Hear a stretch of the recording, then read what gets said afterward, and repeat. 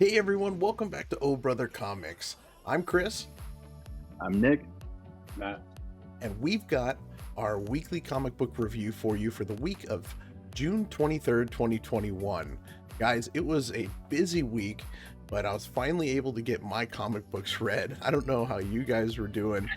How was your guys' weeks? Did you guys have any trouble as much as I did? It was very busy. I did get them read earlier today. So, yeah. Oh yeah. I always find some time. Like sometimes I'll have between my family and work and everything, but I'll read my comics while I got a kid drawing or doing their own reading next to me. So I try to make it like a bonding experience if I can. Nice. Always helps. Heck yeah. Yeah, man, it's just been so busy with work and life, man. But I was definitely able to finish it. Sounds like you guys were. I think we should get into this comic book review and stop wasting time. Well, Nick, go ahead and start it off, brother. All right. First up for me is Batman Reptilian #1. And this was written by Garth Ennis and illustrated by Liam Sharp.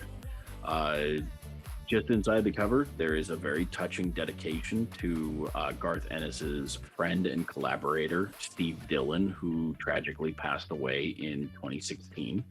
So that was really nice. And then go straight into the story. There is like a 3-page prelude to the actual story starting, and it just sets the tone for the whole book. It's a very dark, very violent. It's a Black Label, DC Black Label comic, so it's definitely going to be for mature audiences. And Batman is just not holding back anymore. Like he's just going baiting a guy who just got off on his trial. His lawyer got him off, and he just goes and baits him until the dude tries to punch Batman, and he just says self-defense, and that's it. But they're not holding back. He's not killing. He's still sticking. No, he's still not killing, and that is a recurring line throughout this whole issue, that Batman does not kill, but he has no problem dangling people off the side of a building or beating them up a little bit or whatever. Yeah. I mean, I feel like he's never struggled with that. Like, right. He's dropped people off. He's always, yeah, like that. Yeah. Yeah. He just rides that line fairly close. Yeah. Interesting. It was, in all honesty, like at first, the first time I read it, I had to read it a couple of times because the first time I read it, I had no idea what was going on. It's a very, there's not a whole lot of wording, and the scenes are very, very dark. It looks like they were painted instead of drawn. Yeah. So I'm wondering if Liam Sharp did like paint them and then digitize them. Kind of like that oil painting kind of look. Kind of, yeah. But it's very, very dark throughout the whole comic. It was a little hard to follow the first time, but the second time I was able to pick up on a lot more now that I kind of knew where it was going. But yeah, it was actually a really good book once I understood it. Yeah. So nice. Yeah, if you do pick it up and you don't understand it the first time, try reading it again. Changes your perspective a whole lot. Yeah. So I mean, I'm definitely interested. I think this is a 6-part miniseries, so definitely gonna pick up the second one and see where it's going. It seems like a interesting story. Because it was a little hard to get into and fully understand, I think my rating for this one will be a 3.4. 3.4. Okay. I mean, that's still pretty high. That's Yeah, above that's average good. there. So Oh, absolutely. Yeah, it was a very, very well done book. It's just very hard, especially since I don't read a whole lot of DC.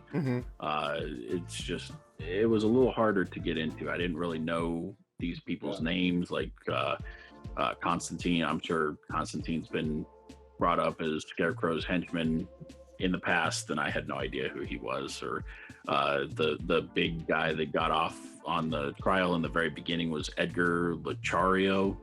I had no idea who that was.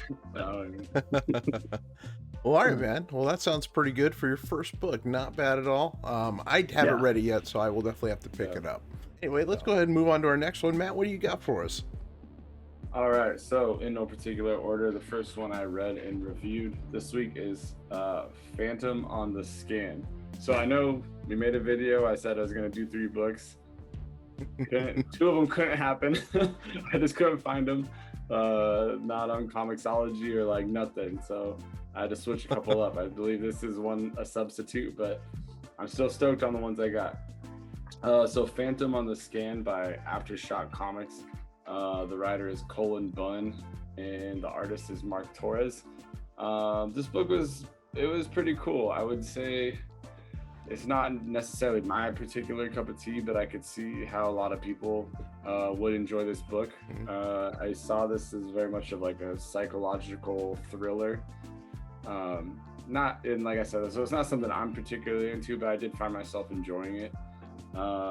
I really liked the style. It was like really gritty, like almost like I'd almost compare it to like a Spawn comic, like just the way the art and the style is very dark and gritty. You know what I mean? Definitely, yeah. A little gruesome. Yeah, so I would say that. But it's really cool, like where this was number 3, so I don't know what happened in 1 and 2. But yeah, it's like a group of 4 like psychic and telekinetic people are hunting like maybe like a serial killer that's also psychic and telekinetic. And it's pretty cool. Like they run into him and like they do just throws a bunch of knives at one guy and he's dead, he's gone. But just visually it's like really cool. And when they go into like each other's minds and I don't know, just do that, they're like, I don't know, it's like there's reality, then there's this like psychic world that they're in, and it's really cool. Like it's really visually cool, and I think that's what I liked most about it. It was very hard to follow, but again, I was starting on number 3. Like it sounds like the serial killer is like going after this like Trellix company or industry or whatever, and trying to bring into light that they're experimenting on, you know, people with these abilities that these 5 people have, these 4 and the 1. So I don't necessarily know who the bad guy is. He definitely does bad things, but it was cool. But I liked it. Again, not totally my style, but I think like most people would like it. I think if you like psychological thrillers and things like that, things that make you think a little bit more. So as a rating, I would give it like a really like solid like 3-4. Like definitely above average. I don't know if I'm not feeling compelled to go back and read the first 2. I'm not feeling compelled to continue with the story, but I'm glad I read it, and I think other people should try it out. So yeah, 3-4. Give it a go. If you're into that stuff, I think I could see how people would really like this comic. Yeah, I know it was a pretty big key spec when the first issue came out. I haven't really heard too much about it. I do need to pick that up and read it at some point. It does seem pretty interesting. Yeah, no, it's really well done. Just not my cup of tea. Yeah, totally. I mean, that's why we do this, right? Trying out new things. Yeah, dude, I love it. All right, well, moving on with our third one, I went with Power Rangers number 8, and this follows the continuation story of the Omega Rangers, and we basically find the Omega Rangers on this planet where it is called Hartunia, and basically they're under attack by these ephemerals, these like beings that are highly powerful, and essentially they're coming to wipe out life on the planet. They are almost like I don't want to say like timekeepers or anything like that, but they live for eons, and their job is to essentially clear out life that has just squandered its opportunity to exist. So, you know, Earth could be like one of those kind of planets where we've had all these eons or years, many millenniums to try and, you know, become, you know, good people, treating each other well instead of, you know, fighting each other by, you know, different colors of our skin kind of thing. So if they basically deem you as like unworthy or worthy to exist if you've just taken too long, and they figure like you've had enough time, and they just wipe out. Well, this planet's one of them. And so we see the Empress of this planet, and she's basically like, you know, screw my husband, he's too evil, I need to save my people, I know we did him wrong, please help him. And she asks the Omega Rangers to basically save them. Well, story continues there. Zach and Trini fight to give as much time as they can while Zach gets people off the planet. And I don't want to go again too much into it. It's a really interesting story. I know I want to keep these kind of short reviews for you guys instead of just a long dump, but it's a great story overall. It's action packed. The writing is amazing. I'm really intrigued to continue reading it. I gave this a 3.75 out of 5, Oh Brothers, for this week. I really enjoyed it. Great book. Okay. Nice. Yeah. Awesome. All right. Nick, you're up. All right, up next. Yep, up next for me is Vinyl number 1. And this was written by Doug Wagner and illustrated by Dave Stewart and Daniel Hilliard. So this one is another really good book. This one follows a serial killer, Walter, who loves playing vinyl records while doing his thing. And then the other main character is a retired FBI agent, Dennis, who is kind of brought in as a consultant because he's had this long-standing relationship, always trying to catch this serial killer. And they've been meeting at this park at a cafe or something every week or something for a year. And on this time, he has a gun taped underneath the table and he's trying to catch him in the act, trying to interrogate him. He's not being very nice about it.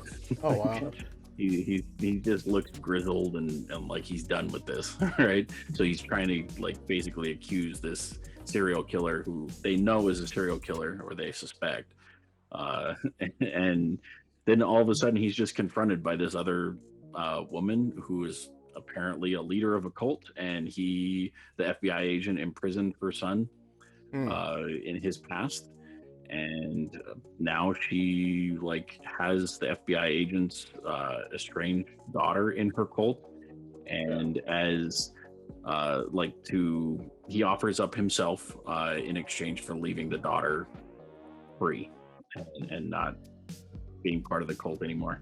So they accept and take him, and now Walter, the serial killer, is left without a friend. So he wants his friend back. Interesting. Yeah. It's almost like He Dexter rides with his a little, twist. he rides his little street bike over to this cult family farm, and just shows up, just rides up on his little red bike, basket in the front and everything, just whistling the whole time. Very serial killer-esque. Yeah, A little creepy. And he he tells him to leave, so he does. He says you're not gonna like it, and then he just leaves and comes back and just starts murdering. Oh jeez. Yeah, dude. I just gotta throw in there, I read this comic today as well, and I loved this comic. I'm gonna let you get the rating. You give the rating, but I'm just saying I loved this comic. It was Nice. it was a good issue, dude. Oh man, you it better was do Matt justice with it sounds like his rating's gonna be high. It was a very good issue. It was not my pick of the week, but it was very, very close to it. So this one, I think I would give it at least a 4.2. I mean, that's way above average. That's really good. It definitely is very well written, very well illustrated. It was an amazing comic. Yeah, that's a good rating. That's a good rating. I like that. Yeah, pretty high. Wow. All right, and that's not even your pick of the week at a 4 point. Wow. All right. Yeah. Well, okay. Let's see what Matt's got for the next one. Wow, how you gonna follow that? All right, so the next book I got for you is a book I told you I was gonna do. It is MFKZ. Yeah. I guess motherfuckers, you could edit that with the thing on my mouth. So MFKZ number 1 by Behemoth Comics. This is my pick of the week. Wow. Okay. Yeah, dude. This was a good book. It was about, I want to say 50, 60 pages. It was a big one. It was a long one. It was a lot to get through, but it was fast. It was, it didn't feel that long because it was awesome. Nice. I loved every page. and just throwing out there, or again, and oh yeah, something else I like about it is the writer and the artist is one and the same. Someone that just goes by the name Run. So I always respect that. Like I love seeing people just doing their own thing, like not like work with a team. That's cool. Like definitely have a team, but like if you're doing it yourself, if you're drawing it and writing it yourself and coloring it and producing it all yourself, like man, mad props. And like this dude, whoever this Run guy is, like I feel ignorant. I feel like I should know more, but like man, this dude is killing it because I love everything about it. I love the writing, I love the characters, I love the story, I love the art style, I love it all. Like it's awesome, dude. Isn't this based off like a game or a movie, like a Netflix thing? Netflix movie. So Netflix movie. Netflix does have it. So when I was looking, there is like another run of this comic, like maybe like 5 or 6 issues, or maybe more or less, somewhere around there. I don't know. I can't recall what year that came out, but Netflix does have it. They did have a movie in 2017. Okay. It's like an hour and a half. That I didn't get to check out, but I do want to after reading this. Like, I love the style and everything. So, but yeah, I gotta find the date here, edited in right here, or right here, or right here, or wherever, of when the first run came out of this comic series, the first comic series run. I don't know what year it came out, but anyways, so I wrote down a rating, and as I'm talking about it and I'm realizing just how much like I'm processing this and loving it, I'm gonna go a little bit higher. Originally I wrote down, I documented a 4.6, but I'm gonna go 4.8. I'm gonna go 4.8 on this one. This pick it, like check it out, man. Like it's good, dude. Like it's just enjoyable. It's just fun. It's like I use the word fun a lot. I'm trying to think of another word, like a synonym I can use, but yeah, like it's just a fun ride, man. Like it's just a cool little journey of a comic. That's the best way I could describe it. Yeah, I'm definitely looking forward to reading that one. I did pick up the GTA San Andreas homage variant for that issue. So yeah. Nice, dude. But yeah, it's good. Check it out. Well, that brings me to my next book, and it's really no surprise what I went with. I decided to choose Something is Killing the Children, number 17. This story continues the origin story of Erica Slaughter and her joining the House of Slaughter. In it, Jessica tells Erica the story of the Order, and we get to learn that the Order is called the Order of St. George. Now, the story goes that many years ago, a town was plagued by a dragon. In order to appease the dragon, they had to sacrifice their children to it. One year, the leader of the town had to sacrifice his daughter to this dragon. Luckily for him, St. George showed up, fought the dragon, put it under his control, and brought it down to the town. At this point, he makes the town swear an oath to God, and then at which point they accept, he kills the dragon on the spot. Now, Jessica does mention that the public story is that when that happened, he then built a church on that same spot. The truth that the Order knows is that St. George actually had the town swear an oath to keep the secret of monster hunting and the fact that monsters exist from the world. So at that moment, the Order of St. George was created, and he taught them how to fight monsters and protect people from there on out, and they passed it down through the generations. This is definitely my pick of the week, and I gave it a 4. I have been trying to tweak my ratings after Matt has kind of given me a little insight on this. So 4 is still, it's really high for me. It's above and beyond everything I wanted in a book. So yeah, Something's Killing Children. Pick it up, guys. All right, so I guess that's over to me now for my third book, and this is my pick of the week. It's Gamma Flight number 1. It's written by Al Ewing and Crystal Fraser, and illustrated by Lan Medina. So this is straight from the Immortal Hulk line. This is like immediately following that line. So Hulk is like a fugitive on the run. So that's kind of important to the like you have to kind of know the state of the world as it is right now Hmm. for Yeah. Gamma Flight in order to really understand this book. So I kind of would have liked like a quick little recap at the beginning. I think that would have been a little bit more helpful. But we're following the Gamma Flight team, which is Puck, Titania, Absorbing Man, Doc Sasquatch, Dr. Charlene McGowan, and now the inclusion of the gamma mutated combination of Rick Jones and Del Fry. They're like this glowing gamma creature with one of them is now like this head that's just like coming off, and he's like always upside down because they're so used to like they're not Okay. used to their body right now. So They don't really know how to function. I did see that variant cover, so that's what that was. Okay. Yep. Sorry, Yeah, the gamma mutated version of those two characters. Overall, though, it was an amazing issue. I really liked the cohesion and the storytelling. I thought the art was great, and I loved the reintroduction of Scar at the end. He looks badass. So, nice. yeah, I'm definitely looking forward to continuing this. I think Al Ewing is doing an amazing job writing the story. So, yeah, it definitely my pick of the week. And this one is just over vinyl. Like I said, it was back and forth between which one was going to be my pick of the week. So I think this one I'll give a 4.3. Thank you. That takes us to you, Matt. What's up next? Back to Matt. Okay, so third comic is going to be Dead Gods #1. And this book, I think, in the best way to describe it, was very intriguing, very interesting. I liked it. I walked away. I sat there and read it, so I didn't walk. But as I finished it, I wanted to like it more. You know what I mean? Mm-hmm. Like, I enjoyed it, but like it was like I wanted to like it more. But I'll get into it. It's like, so it's about this dude named like Herman, which is a great name, by the way, Herman. But it's about this dude named Herman, and he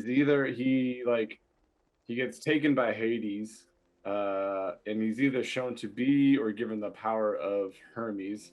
One of the two. I didn't quite figure that out yet, which is really cool. I like that because Hermes, like in Greek mythology, like played a really big role in a lot of stories and a lot of events, but he's never been quite that same dude that would be like, you know, Zeus and Poseidon and kind of the heroes of Achilles and Hercules. He's never been like that dude, but like Hermes is like, he's an awesome character like in mythology. So like I like the fact that this dude was based on Hermes. And so it's very interesting. Like I think the plot is like really, really cool. And real quick, it's one guy doing it again, which I love that. It's a writer artist named Juan Lapix. I don't know. But it's Juan Lapix or something like that. So I love that again. I love that he's doing it on his own. I think I just wanted to like it more. I think it's like, I don't know what the off-putting, like this, like the plot is so good that it sucks me in, but it's like it's either like the art or the writing is, or maybe both. The art and the writing is just a little, it comes off a little weak. I don't know. Like the art isn't, it's just not great, and the writing is just seems a little like it could be a little bit better. But I am very intrigued by it. I am very interested in it. I love the plot. So I'm gonna give it like a fair. I always got like the adjective with my rating. I'm gonna give it a fair 3.9. Like it should. I want it to be in the 4s, but I'm gonna have to give it a 3.9, and that's probably being a little bit kind. Probably being a little. Sounds like it a little bit. Like I think it might be a little bit higher than. It's because I think I want to like it more. So whatever. But I'm going for it. I'm gonna give it a 3.9. I'm gonna continue on this story. I'm very intrigued by it. That's the word. That's like the word of the day is intrigued. This is what this comic makes me feel, is intrigued. Nice. All right, for my next one, I went with a big book and went Spawn's Universe #1. And man, that was like a trade paperback, but I can't complain. It was a really good read. And for $5.99, Marvel, I don't know what the hell you're doing, but this book was huge for $5.99 with great page quality. Art was amazing. The story was really good as well.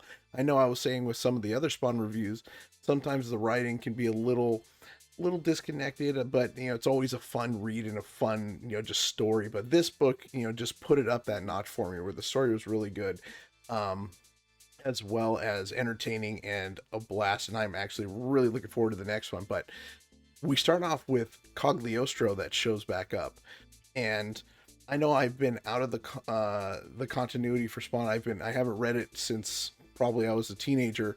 Probably got the first 100 issues, so I'm still missing a huge bunch of a big gap of it. But Cogliostro was always there to kind of help the Spawns, and you learn in this book that like he's really just, he uses the Spawns and he preys on them. So he uses this is his MO, where he's there to help them and help them learn, and then when they're most vulnerable, he kind of takes their ability or takes their power from them, kind of thing. So he's really not a great guy, which was kind of interesting. And it seems like they're setting up Cogliostro to be like the main antagonist in this book, or in this story that's opening up to Spawn's universe in the 3 books that are coming out. Like he is going to be the bad guy. And I'm really kind of intrigued with that. In the book, he actually transforms into a new character named, I believe it was Sin. So that was very interesting to see him take a new form, and it was just very intriguing. I never expected that. In this book, at the end of it, you get small little chapters of each of the Spawns: Medieval Spawn, She Spawn, Gunslinger Spawn, and it kind of gives you a little story on what happened to them to get here. It's just a couple pages each, but definitely a great book, guys. I enjoyed it. I may go pick up a couple more copies just for spec wise, and because I really enjoyed it that much. I rated this a 3.75 out of 5 for me. It was a great book. Highly loved the story. Nice. Yeah, guys, pick it up. It's a good book. I believe that brings us to our number 10 book, which is our community book here. And it's really no surprise. It's Star Wars tie-in War of the Bounty Hunters, Darth Vader this week. I don't know with the Darth Vader stories. I don't know what they're trying to push with this whole, Vader's now really pissed off at Luke, and he's going to go mess up Luke as soon as he can. He has something to prove against him. He just got his ass handed to him by Palpatine. And now he's like, "Raw, screw you, Luke." I almost want to make one of those memes where it's like riding the bike, sticking the wheels and be like, "Oh, damn you, Luke." But he's like really pissed off at the beginning. And that's a little jarring for me. Why he has so much hatred for Luke, because it's just out of the ordinary. Well, it's not even just that too. I don't know why they're beating him down so much, and everybody is just like always talking down to him, yet he never like shows his true strength and just like kills him. Like why? Well, Why is he taking so much? Vader's always been like that, like, I don't know, just the henchman of Palpatine. Like that's what Vader was. That's what he became. Like Sure, but he was also But he ruthless. choked fools. Yeah, he choked fools out all the time. Yeah, like when he was like out on his own and whatnot. But like right now, like he's been humbled by Palpatine. Like he's been reined in by Palpatine. Like we got like that Vader run before this where like Palpatine just electrocutes him and breaks him down and like beats him, like, So he's coming fresh off of that.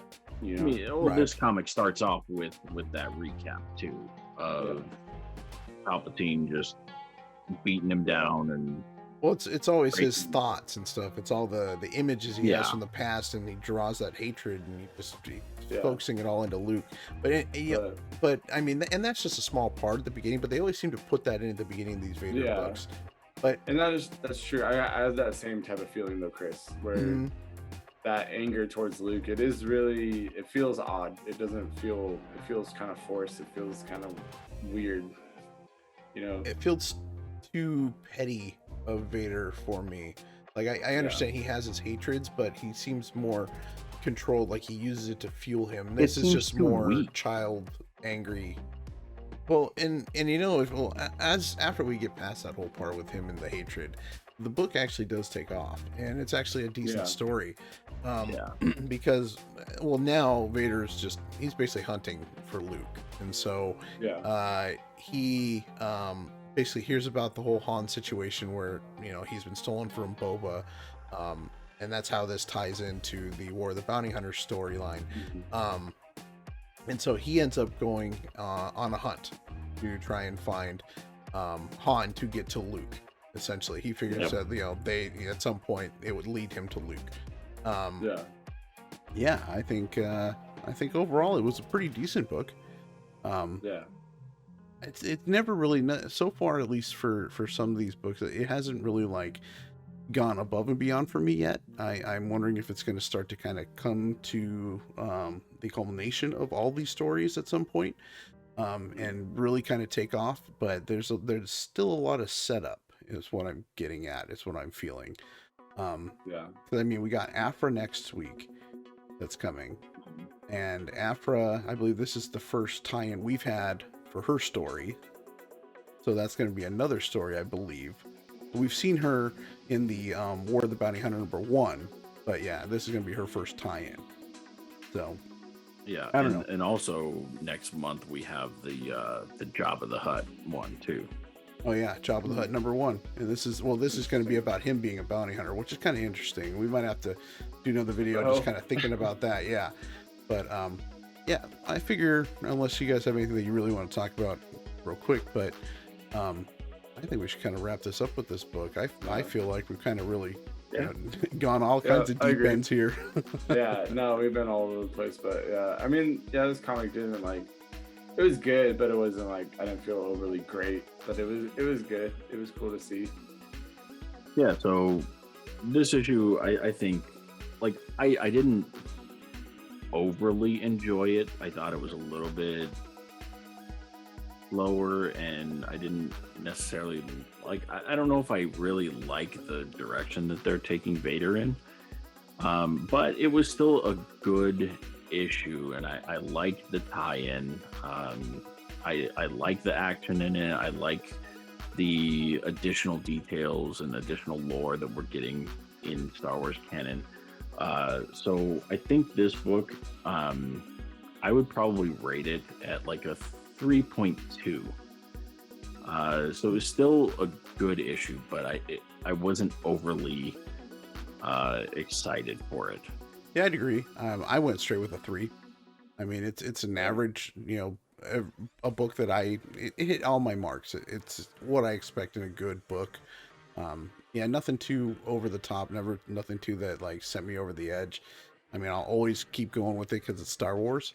So I'm always looking forward to the next issue. And like you said, there was some good story and some good lore additions to it. But again, I felt it was kind of just like a starting point that we'll get to at some point. Yeah. Yeah, as far as the rating, you know, we all know about Crimson Dawn. That wasn't shocking. I think the cliffhanger they went for, just, it didn't hit as hard as like they probably intended it to do. So, and like, man, I love the Vader books. Like, I love the Vader story, everything Vader I'm always reading, but this just, it didn't quite hit as hard as I would have liked. But I don't know. I'll just go in the middle of you guys. I'll go 3-1, just in the middle of you guys. I'll be the average.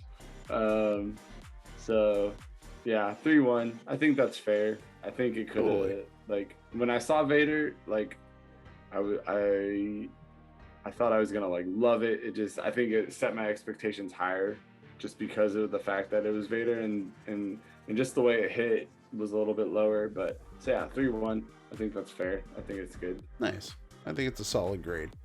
Always, it's a good book. You know, nothing too exciting, but it was a good book overall. Yeah. All right. Well, guys, I think that brings us to the end of this review. I hope you guys enjoyed it. There was a lot to talk about. Dang, we definitely really kind of got into it. But yeah, I hope you all enjoyed it. Definitely, please let us know what you guys thought about these books and what you've been reading and how you've been enjoying these books. What's been intriguing you? With that, guys, again, thank you for watching. We will check you guys out next week. with our comic book review. Thanks again. See you later. Yeah.